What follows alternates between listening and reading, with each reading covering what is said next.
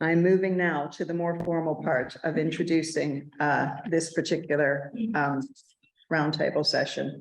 To open formally, let me return to the title of the forum, Planetary Feminisms, Decoloniality, Ecological Thinking, and Creative Praxis. This title was not easily formulated, and the event has been long in my head as something I wanted to do, and certainly has been part and parcel of my thinking as I've been working on the trilogy project, Transnational Feminisms and the Arts.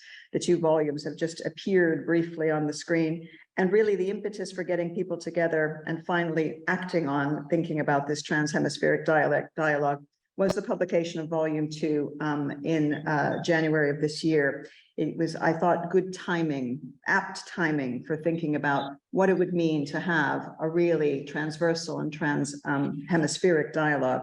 The first volume of the trilogy was very much set up with an idea that there is a transversal politics that characterizes transnational feminisms and the arts. And they're imperative, if you like, to know, imagine, and inhabit Earthwide and Otherwise. The second volume has focused more on transhemispheric histories, on the ecologies and genealogies, or the worlds and stories that we create as we try to understand a new direction in thinking of the past in order to move to the future, how we might story pluriversal worlds and world pluriversal stories. In particular, it brings together decoloniality and eco-criticality as a profoundly feminist project. And in fact, of course, I would argue very strongly that planetary feminisms are at their very best, decolonial, race-critical, queer, trans, ecological ways of thinking, knowing, and doing, that they mobilize crossings and connections of the trans, meaning translocal, transregional, transnational, transversal, transcorporeal, trans-scalar, trans-canonical, transhemispheric, the ideas of bodies, spaces, and times really quite profoundly crossing and being related to one another, but also quite significantly that the decolonial eco-criticality of planetary feminisms and the arts can actually begin to unravel some of the extractive, Eurocentric, and anthropocentric ways of knowing the world that have led to the kind of crisis points that we have increasingly reached and we are increasingly experiencing very much materially in our world today. So as we move towards the idea of models for mutual flourishing and creativity, my argument would be that dialogue is needed, and this kind of dialogue, and I'm so delighted to have so many people who have joined us for this kind of dialogue is precisely what we would need to start to sponsor. As Chris J. Cuomo argued, and I cited her in the very first line of the first volume, any piece of philosophy is merely part of a conversation. We need to think about dialogues in difference. We might think that also with Audre Lorde, again, a touchstone for me for many years. We have many different faces, and we do not have to become each other in order to work together. As we move now into Roundtable 2, which is my great pleasure.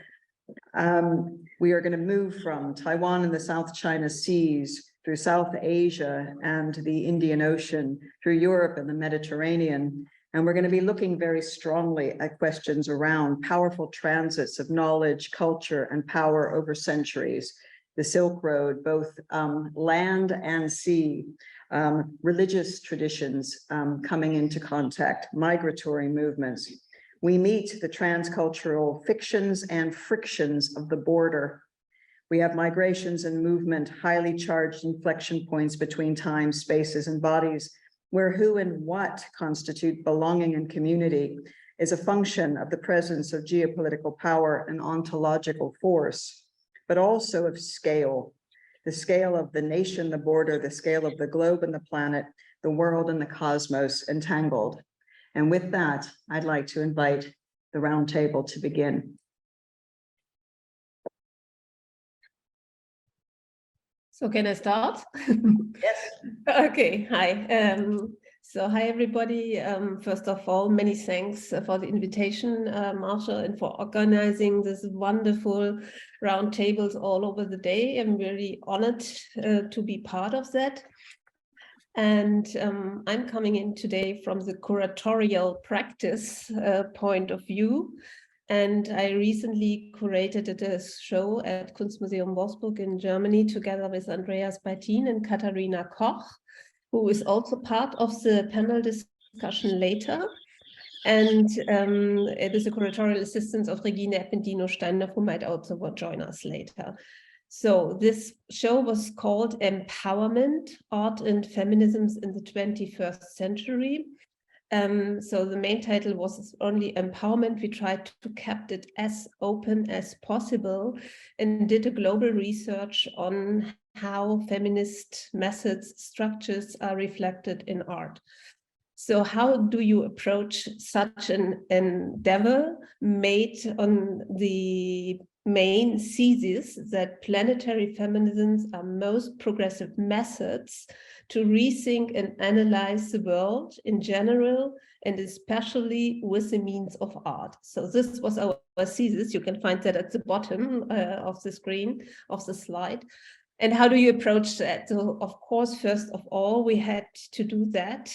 What do we do today? It's all about dialogues. The whole exhibition was based on dialogues, and we established 4 levels of network to multiply knowledge. So we founded a transnational scientific advisory board with members from all over the world, curators, scholars, activists.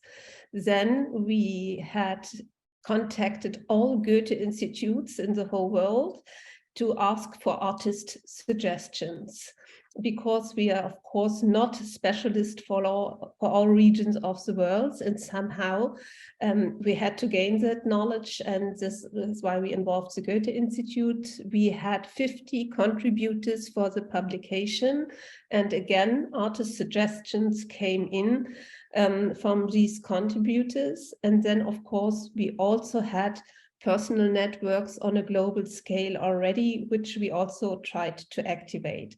And we are hoping that these networks we established will stay alive beyond the exhibition, as it does, for example, today with Marsha, who was part of the scientific board. And from this, of course, was to multiply knowledge, gaining perspective from an intersectional view, decolonial view, ecological view, feminist view, transnational view. So this was the goal was to be as multi-perspective as possible. So we ended up with an artist list of 600 artists. And although we had 2,000 square meters for the exhibition, we had to size it down, and we ended up, after 3.5 years working on that, with 115 artists from 50 countries.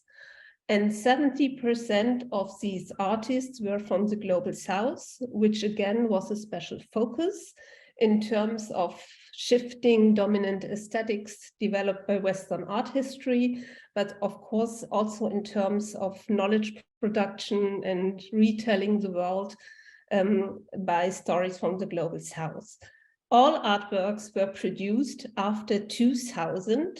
This means we wanted to be as topical as possible, seeing where we are standing right here, right now, worldwide, but also looking towards the future.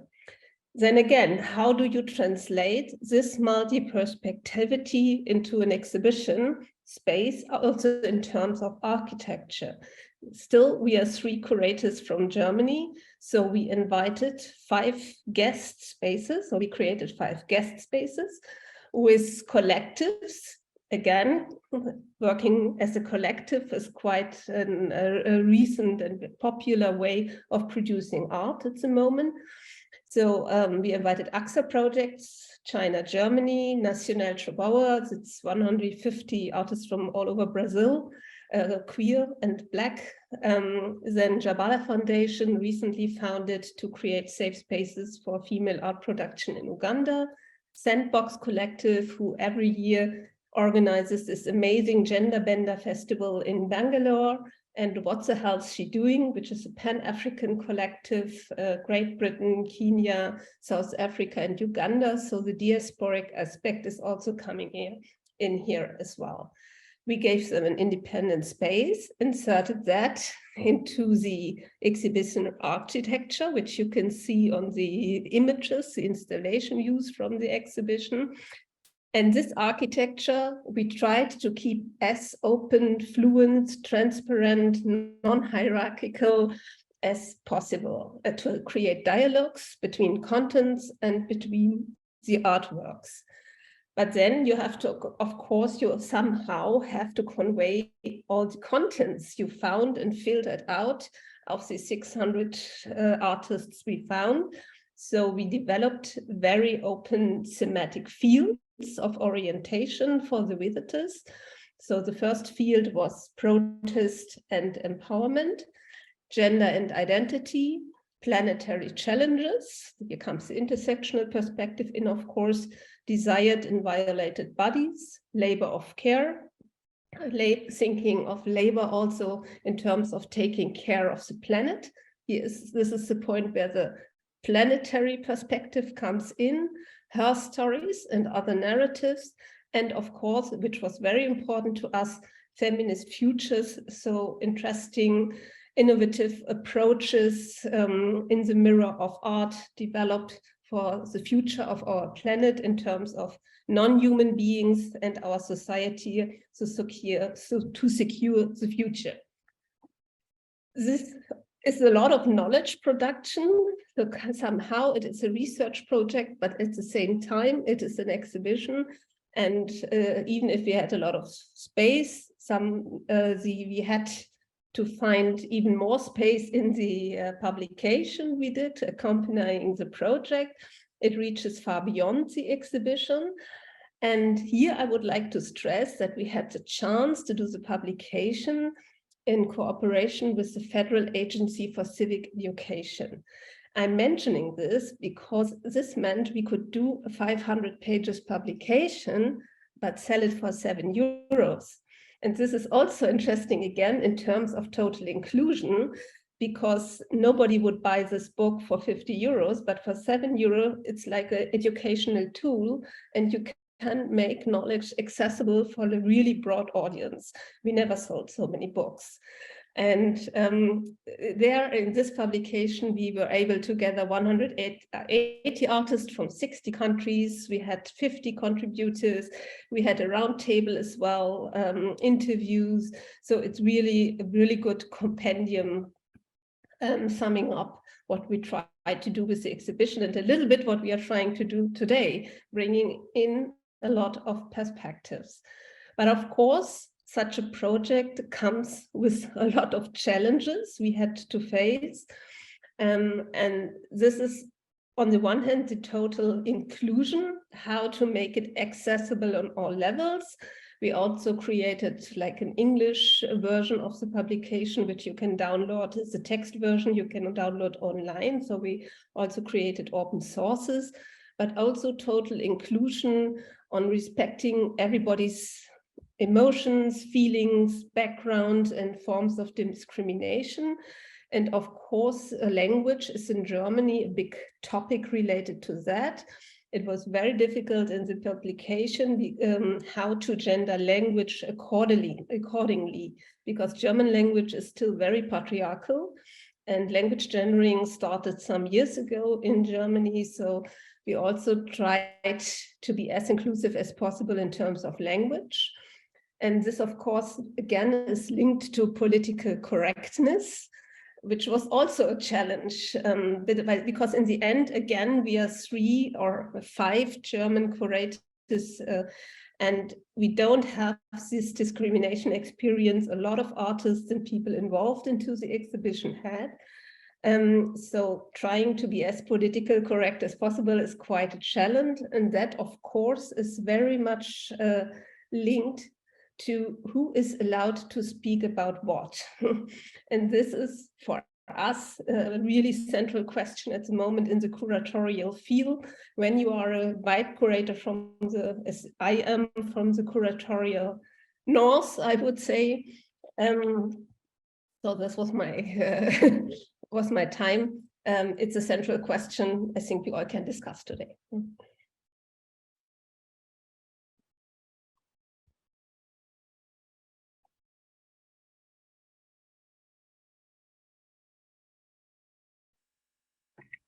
Nilimah, if you want to begin.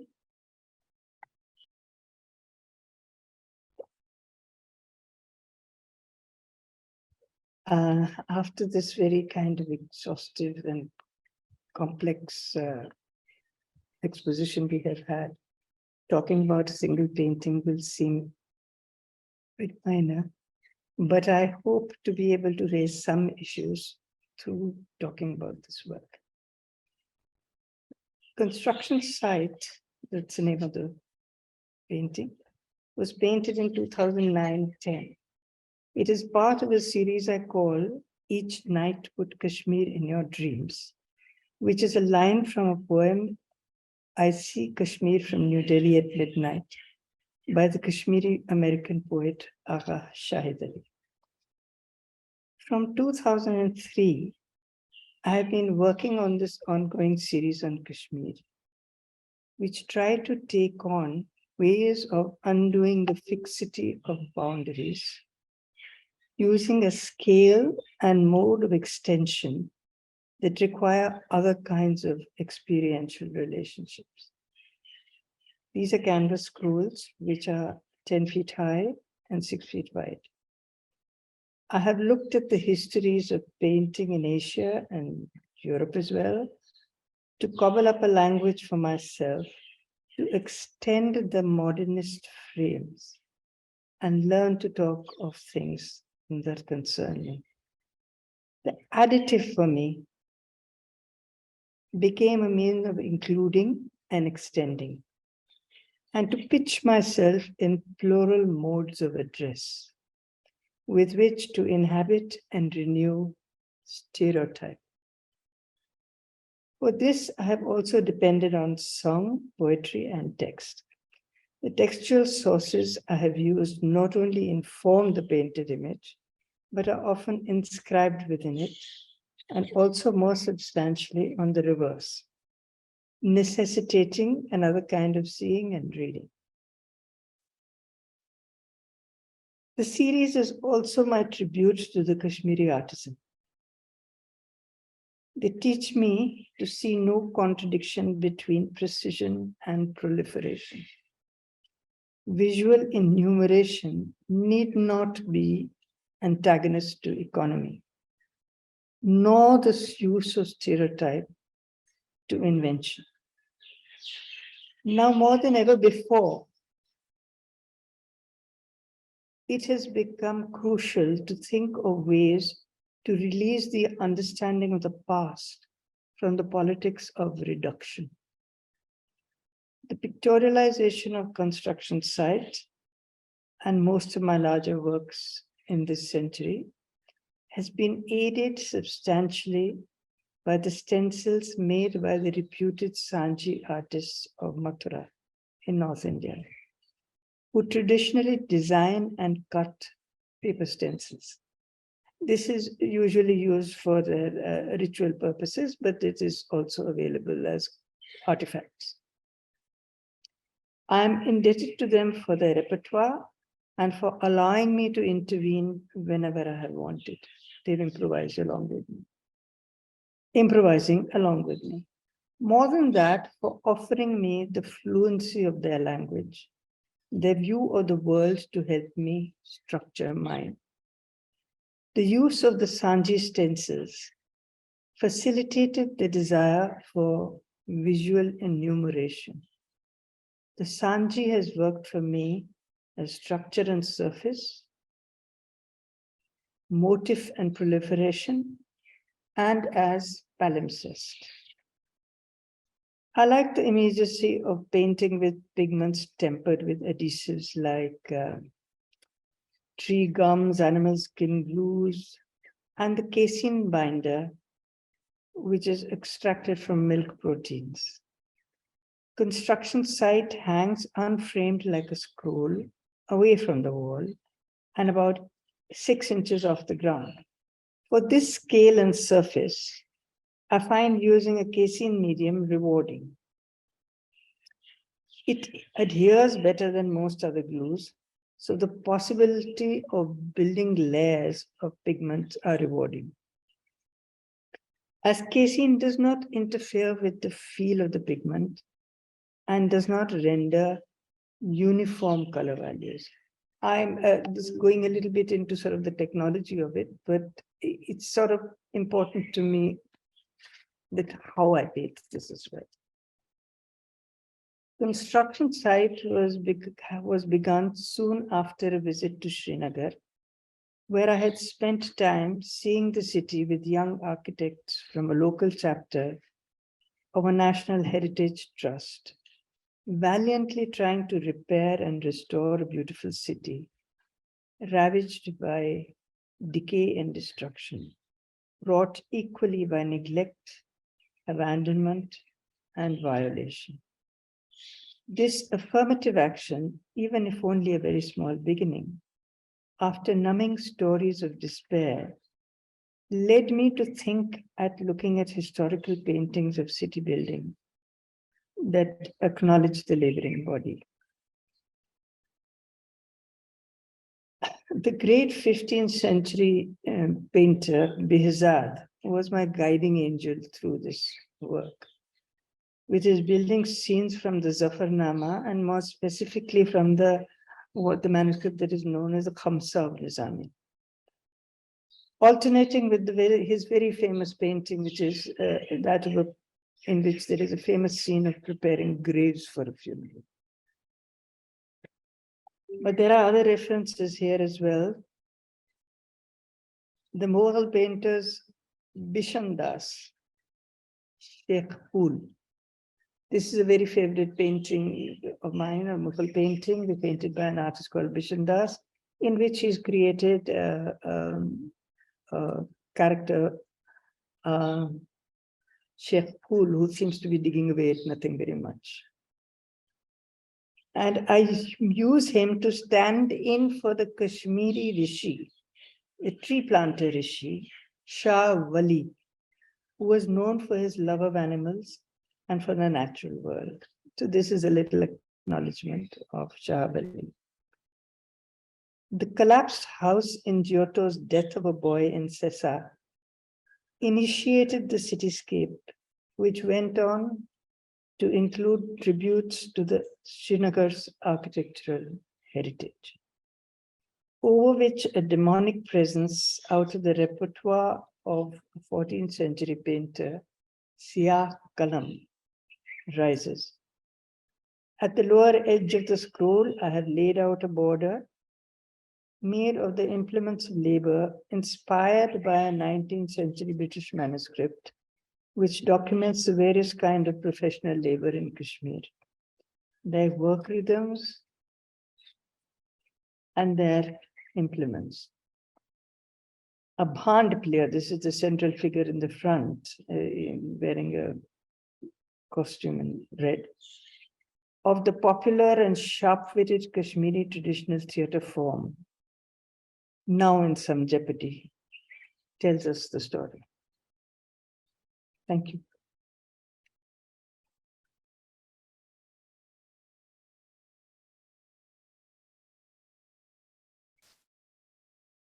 First, I'd like to thank you, Marsha, for the invitation to participate in the Planetary Feminisms event.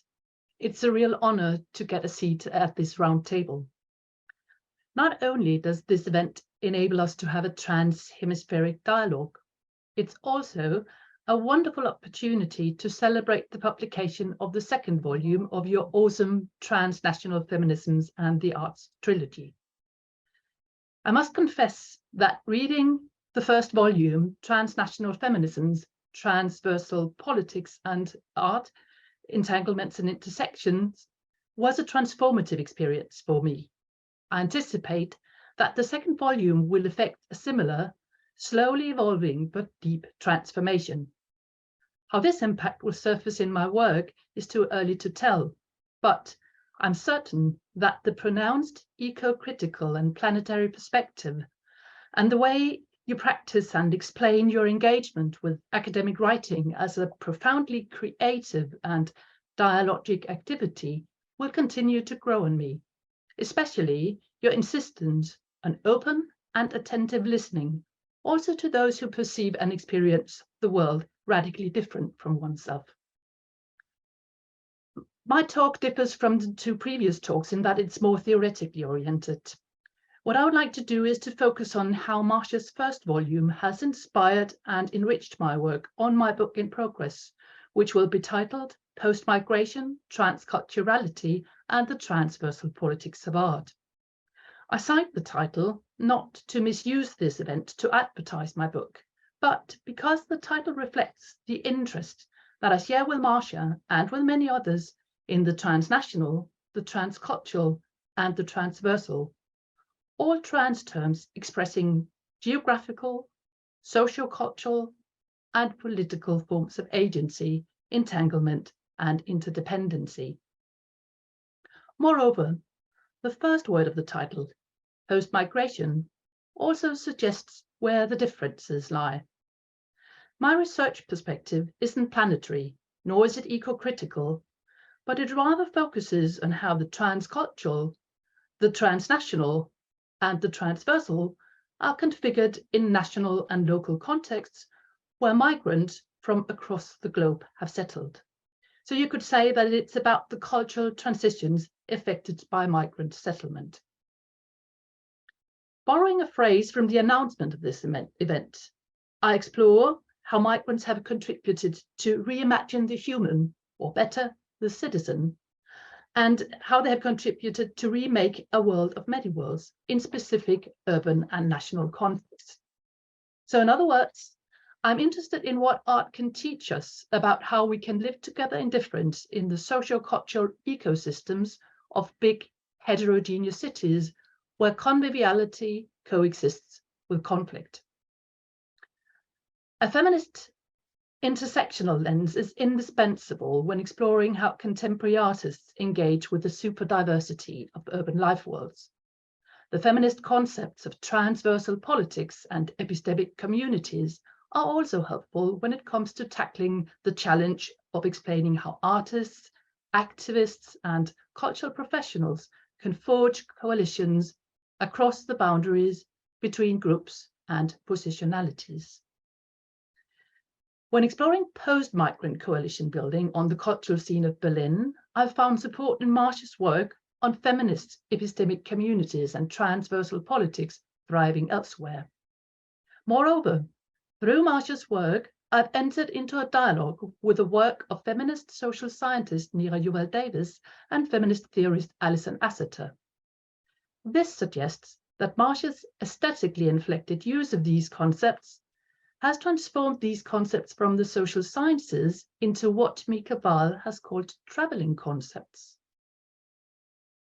In art history and cultural analysis, these traveling concepts have opened new possibilities of highlighting the role that artists and cultural professionals play in the building of coalitions and social movements centered not only on feminist agendas and gender issues, but also on other struggles for social justice and climate justice. That's to say, movements seeking to create the decolonizing transhemispheric dialogues so urgently needed in an era of climate breakdown and an increasing proliferation of armed conflicts. Marsha's trilogy is a great reminder of the importance of inventing new progressive concepts and putting them into circulation. Her concepts aren't developed in the monologic solitude of patriarchal geniuses.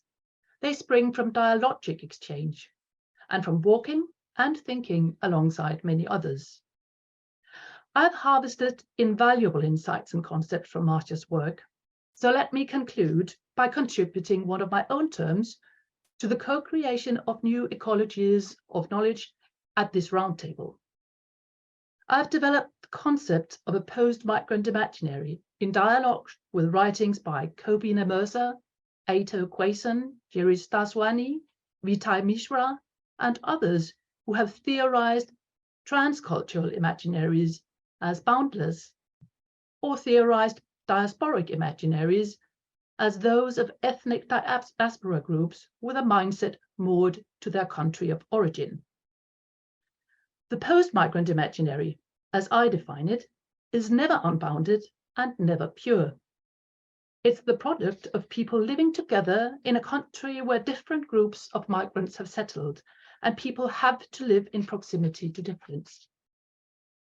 The post-migrant imaginary didn't exist prior to the transformative contact in the receiving country and its condition of thrown togetherness, to use a word coined by Dorian Macy.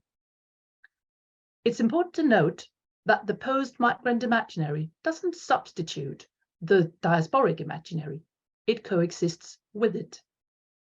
However, in contrast to the diasporic imaginary, the place that matters most in the post-migrant imaginary is here, not there.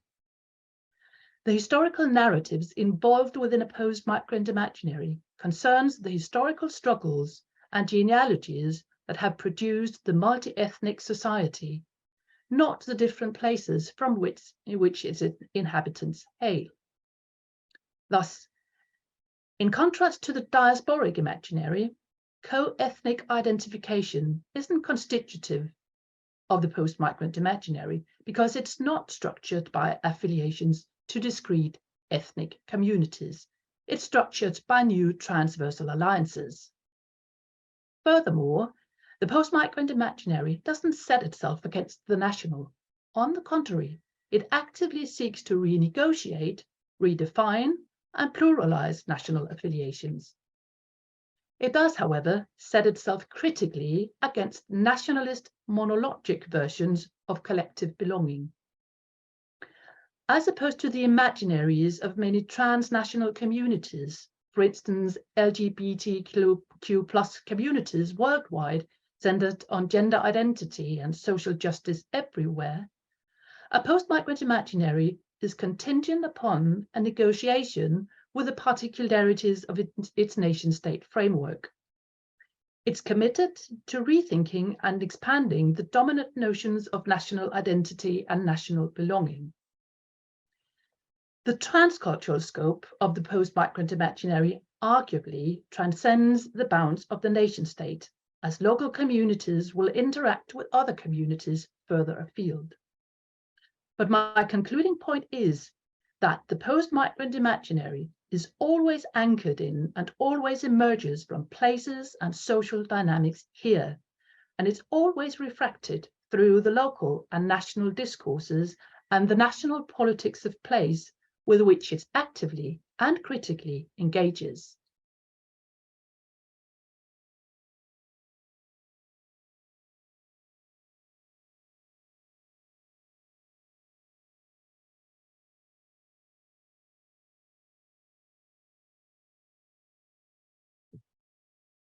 So I should start, and I want to start by joining my colleagues in thanking you, Marsha, for the invitation to take part in this amazing event. So the work of contemporary Israeli artist Jennifer Abessira, an immigrant from France of Algerian origin, formulates an alternative, transformative option of being and existing through temporalities, species, and things working with humans and women in particular. In several of her works, Abessira displays two different images, arranged top or bottom, or side by side in other works. This piece here is but one of a series. However, she does that not in order to suggest a binary dichotomous worldview, but quite the opposite. By choosing to join a classical oil painting of a woman with a photo of a Middle Eastern image she found just online, such as this palm trees we have here in front of us, Abessira constitutes plural knowledge that rejects the monocultural Western canon and its Eurocentric universalism through the notion of the multiple in Marsha's word. This stance suggests the mutuality and interdependency of posthumanism, thus pushing to enable non-hierarchical knowledge to flourish. Abessira stresses intersectionality while expressing a strong feminist perspective of colonial background, as also offers a critical discussion of chauvinism in the specific context of the Israeli nation state established in 1948 and which is characterized by incoming waves of Jewish migration.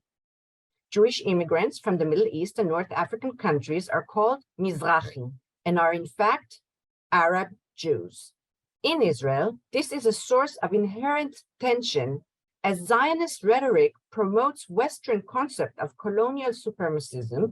Arab Jews are taught to hate Arabs who are ostensibly their enemies, although culturally they are actually closer and more intimate with the culture of the Arabs than with the Ashkenazi Jews. Ashkenazis are Jews from European origin who comprise the hegemonic group in the country, right? So thus, Becerra points to the artificial separations of different groups of immigrants and things, but in fact, she pushes even further to suggest that indeed, that such separations are artificial even when differentiating between humans and non-humans. Here, in this example, trees and human bodies. In Israel, Mizrahi women, in particular the women, are subjected to a wide array of derogative stereotypes, such as the frecha. Frecha meaning a vulgar, especially promiscuous, hypersexual woman. Thus, Mizrahi women are labeled as the other and distinctively non-European. So Mizrahi women's bodies is subjected to intense biopolitics. Mizrahi feminist artists based in Israel have been working to combat this climate of oppressive ethnic and gender power relations, having been influenced by various strains of feminisms developed in diverse parts of the world.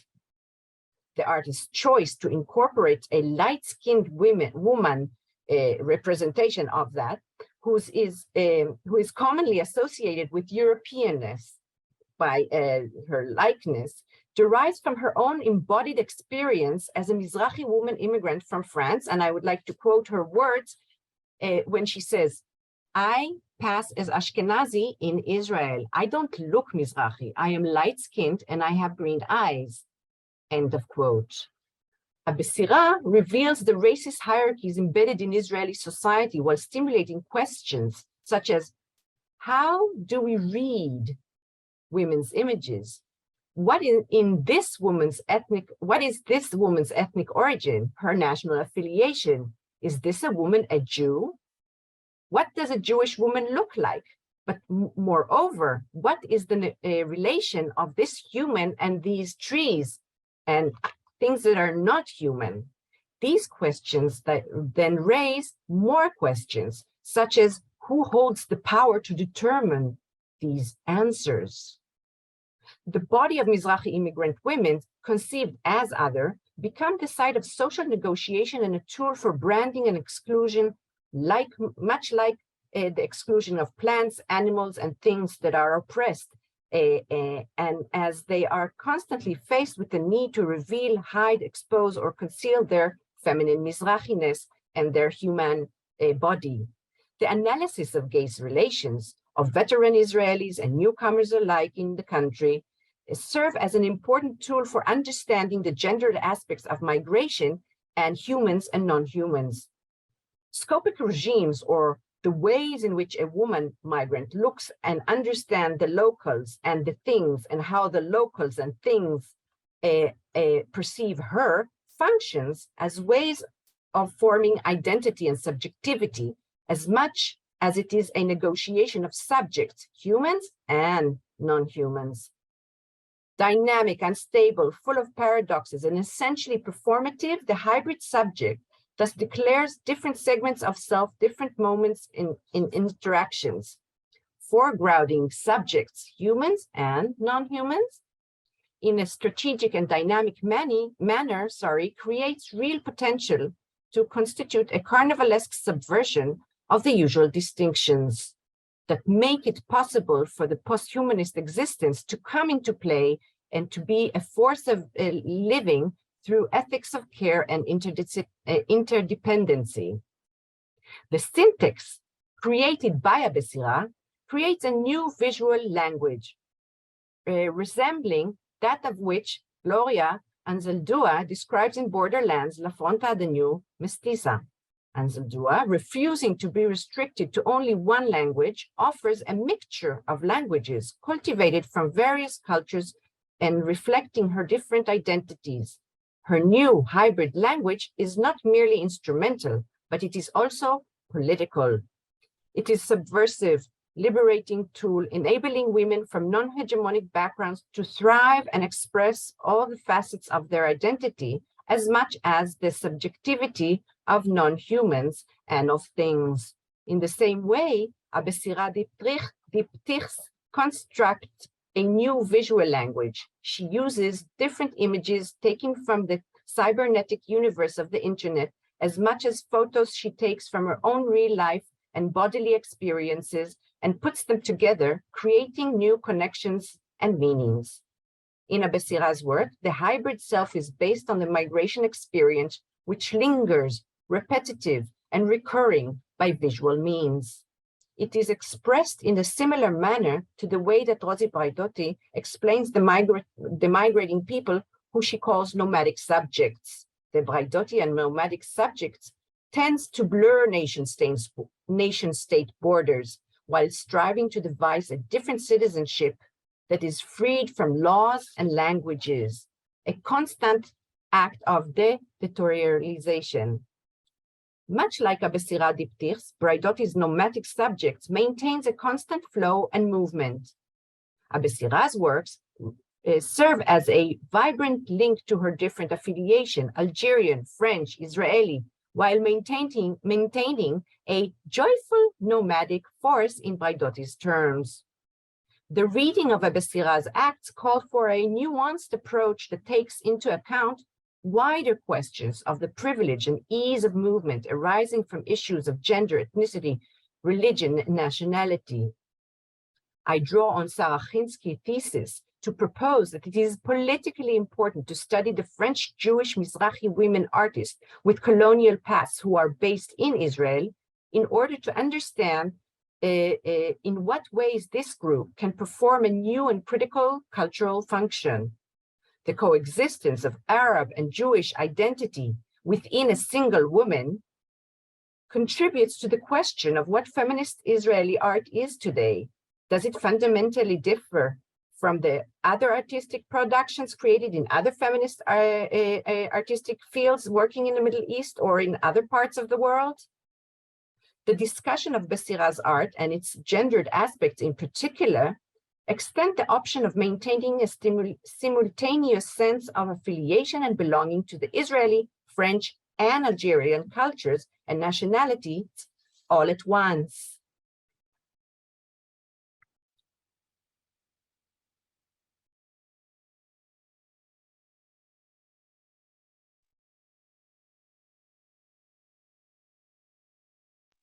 Ming?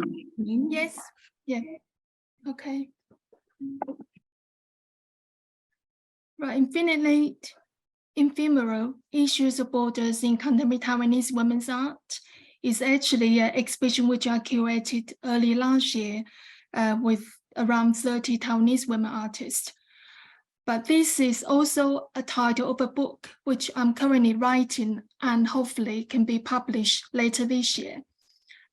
It will be a survey of around 100 Taiwanese women artists who have been active since 2003 until today. This book covers 3 main themes and 8 chapters. The 3 themes include transnational feminism and the consciousness of criticism, everyday life and feminine aesthetics, and between virtuality and reality. Among over 100 Taiwanese women artists, I can only introduce 4 of them as representative examples for today's very short presentation. The first artist which I would like to introduce to you is Ho Yiting's Old Ladies. It is a piece of work which includes embroideries of the lyrics of songs which describes the lives and living conditions of working class women, especially during the economic miracles in Taiwan in the 1970s and 80s. And the lyrics from the songs include such as Happy Workers and All the Ladies by Wen Xia, which were created in 1950s. And I would like to make a point that Taiwanese songs are only created in recent years because Taiwanese language is based on dialects, and it only have written forms only in recent decades. The artwork reveals the humbling circumstances of Taiwanese female textile workers in a capitalist world. Her practice aims to study the relationships between image and body under different historic and social contexts to reflect on the system of female labor during global capitalism. And the second piece, which I would like to introduce to you, is Honolulu's Here's Where We Meet series in 2013 to 2017. This series seeks to examine the different fates of military dependence villages in Kaohsiung in Taiwan.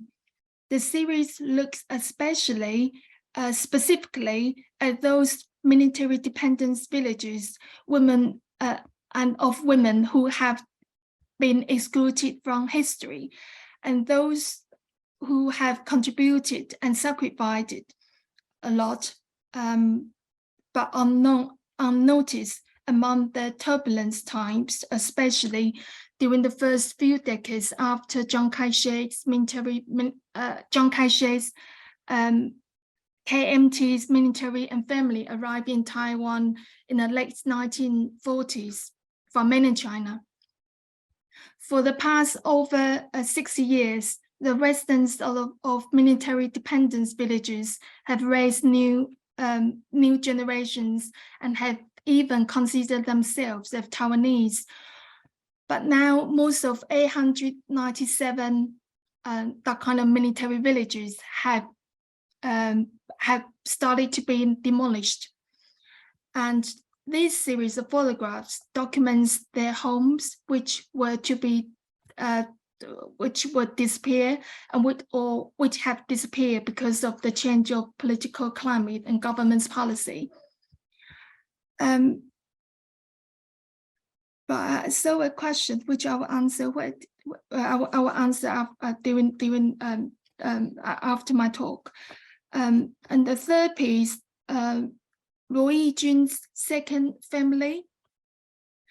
During her residency in Japan, Luo Yijun began using banana peels, like banana skins, to reflect the impacts of international trade and Taiwan's history as a major exporter of bananas. Through research, she learns that Japan had been a major importer of Taiwanese grown bananas, and that bananas have been a trade product often associated with colonialism and exploitation of workers, which can be traced back to the Japanese colonization in Taiwan in 1895 to 1945. In her work, a natural lacquer makes the dry banana peels darker, almost black in color, but hints of their original yellow peeling, white fruit, and liquorine smells immerse the viewers in a sensory experience. In recent years, the migrant workers from Southeast Asia have become an important part of Taiwanese society as they support many families and take care of the elderly. As you can see in the picture, you will see some ladies pushing pushchairs where elderly people, and most of them are from Southeast Asia as migrant workers. Just as banana has become a fruit that circulates around the world under global trade, the migrant workers have also traveled to Taiwan to meet the labor's demands. Rose's second family visualizes the presence of Taiwan society, and it also focuses on the lives experiences of migrant workers in Taiwan, which is rather harsh under the global economic system. Rose created several large-scale installations using dry banana skins, exploring the issues of colonization in Taiwan during the past, the Japanese period, and the current day, its relationship with the migrant workers from Southeast Asia. The last piece by Xiaoyun Simon, who is an indigenous artist from Taya tribe in Taiwan. And this documentary film, which is 30 minutes, was called The Way of Koawa in 2020. The short documentary film documents the artist's own journey with her family members to climb up to the central part of mountain in Taiwan, which is regarded as their holy land by their ancestors. The film shows the story of the indigenous people's land right, and it also introduces the history of the Taya people's migration and the ancient journey to their ancestors, ancient journey of their ancestors. For 50 years, since the late 1960s, women's art has evolved alongside the feminist movement. The female artists of today adopt a wide range of creative themes and media, while in the past they have focused solely on gender issues. Today, they look at all aspects of life, such as the living conditions, environments, nature, food culture, politics, ethnicity and identity, cultural differences, and mothers and family. In addition, thanks to the convenience of global transportation systems and fast-paced online networks, female artists from around the world are now able to exchange ideas much more frequently. This has made their artworks more diverse and sophisticated, while their devotion to art indicates that women have endless creative power. Across national borders, women artists have turned both their personal experiences and mankind's universal experiences into art through an artistic language. Taiwan, with its 400th anniversary to come in 2024, to regard 400th anniversary of Taiwan, it is traced back to 1624, when Taiwan was occupied by the Dutch, which has seen the start of a nation in Taiwan. Taiwanese women artists have super rich sources and heritages from past colonial history, politics, and culture, of which enrich the diversity and heterogeneity of their artistic expression.